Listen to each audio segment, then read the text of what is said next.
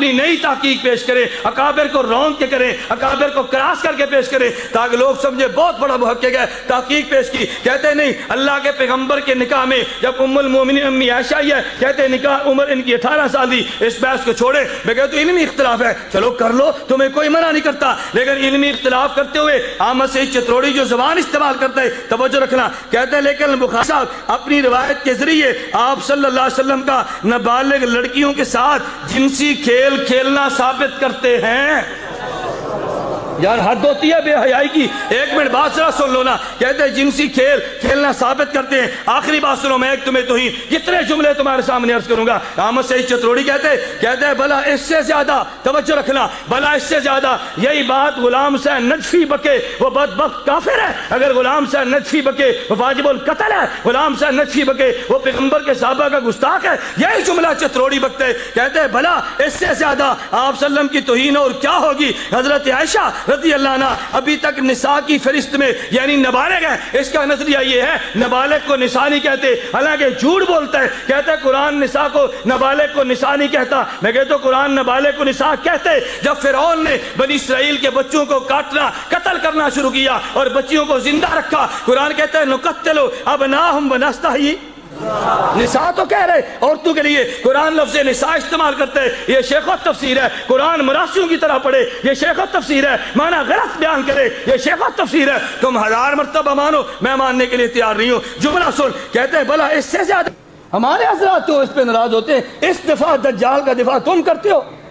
میں کہتا ہوں آج ذہن بناؤ، اللہ نے چاہا تو جیل سے باہر، بولی اللہ نے چاہا تو جیل سے باہر، اگر خدا نخواستہ آ بھی گیا تو تم نے پنڈی کسی سٹیج پر اس کو آنے توبہ کرے کہ میں نے غلطی کی ہے، تم یقین نہیں کرو گے۔ حضرت امام بخاری رحمۃ اللہ علیہ نے 140 صحابہ سے بخاری میں روایات رہی ہیں، میں اس پہ لمبے وقت بہت گزر جائے گا، میں ایک صحابی کا نام لے کر گنتا، ابو بکر صدیق سے 22 لی ہیں، عمر سے 60 لی ہیں، عثمان سے 9 لی ہیں، علی المرتضیٰ سے 29 لی ہیں، میں روایات گنتا چلے جاتا۔ عبداللہ بن عباس سے 279 لی ہیں، حضرت عبداللہ بن عمر سے 270 لی ہیں، حضرت ابن مسعود سے 85 لی ہیں، ام المؤمنین عائشہ سے 42 لی ہیں، صحابیات سے 73 لی ہیں۔ میں کہتا ہوں روایات کے راوی 140 صحابہ صحیح بخاری کے راوی ہیں، لیکن یہ جملہ کیا کہتے ہیں صحابہ میں جو راوی تھے نا یہی جو بخاری کے راوی تھے، کہتے ہیں امام بخاری کو متون کرنے کی بجائے یہ سارا تان روات پر آتے جو اکثر قرآن فہمی سے کورے تھے،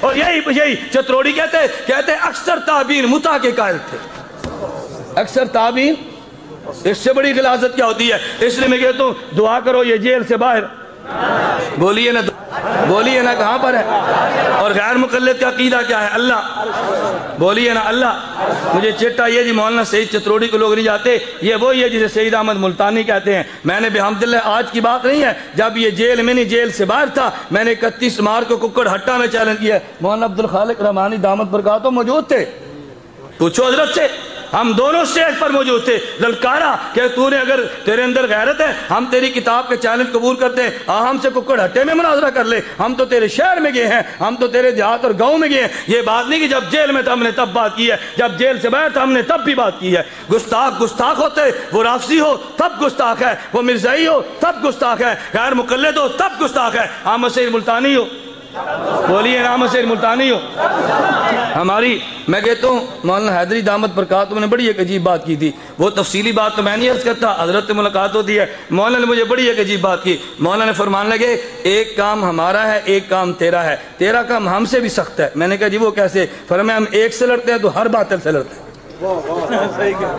مولانا فرمایا ہم ایک سے لڑتے ہیں، ہم کبھی مسالت کر جاتے ہیں اپنے اسٹیج کی نزاکت کا خیال کرتے ہوئے، تو ہر ایک سے لڑتے ہیں۔ آپ یقین کیجئے مجھے کئی ساتھیوں نے کہا بریلوی بھی تو حنفی ہے نا، ان کو ساتھ لے کر جنگ لڑو غیر مقلدین کے خلاف، ارے یہ بھی تو اپنے ان کو لے کر لڑو۔ میں نے کہا نہیں بھائی، کل کو کیا ہوگا اللہ بہتر جانتا ہے، زندہ رہنا یا نہیں رہنا ہم آئندہ نسلوں کو بتا دیں گے۔ اگر آدمی حق پر ہو اپنے اہل حق کو ملا کے باطل سے جنگ لڑی جا سکتی ہے، اگر ہم نے اکٹھا کرنا ہے تو جمعیت اور سپاہ سپاہ کو اکٹھا کریں گے، اگر ہم نے اکٹھا کرنے وفاق المدارس کو اکٹھا کریں گے، ہم نے اکٹھا کرنے مجاہدین تبلیغی جماعت کو اکٹھا کریں گے۔ حاجی عبد الوہاب میرا قائد اور لیڈر ہے، مولانا فضل الرحمان میرا قائد اور لیڈر ہے، مولانا علی شیر حیدری میرا قائد اور لیڈر ہے، مولانا سلیم اللہ خان میرا قائد اور لیڈر ہے۔ کمی کوتاہیاں چند ایک ہو جاتی ہیں مگر اپنے اکابر سے دور نہیں رہا جاتا۔ میں اس لیے کہتا ہوں مولانا فضل الرحمان جمعیت کا قائد یہ میرا قائد ہے، مولانا علی شیر حیدری دامت برکاتہم سپاہ کا قائد یہ میرا قائد ہے، وفاق المدارس کا قائد مولانا سلیم اللہ خان دامت برکاتہم یہ میرے قائد ہے، تبلیغی جماعت کی قیادت یہ ہماری جماعت ہے۔ اگر ہم نے اکٹھا ہونا ہی ہے تو خود اکٹھے ہو جائے نا۔ یہ عجیب بات ہے، جو نظریہ پرویز مشرف کا وہی نظریہ ہمارا ہے، اپنوں کو دور کر دو غیروں کو قریب کر دو، غیروں کو دور پھینکو اپنوں سے سینے سے لگاؤ۔ بات ٹھیک ہے غلط ہے بھائی؟ اور ٹھیک ہے غلط ہے؟ مولانا فضل الرحمان ہمارے نہیں ہیں، بلند آواز سے کو مولانا سلیم اللہ۔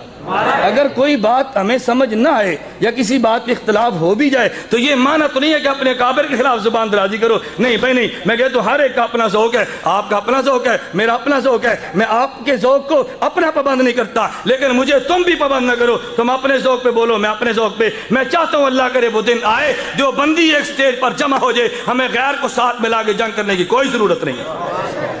اکٹھا ہونا چاہیے کہ نہیں بھائی؟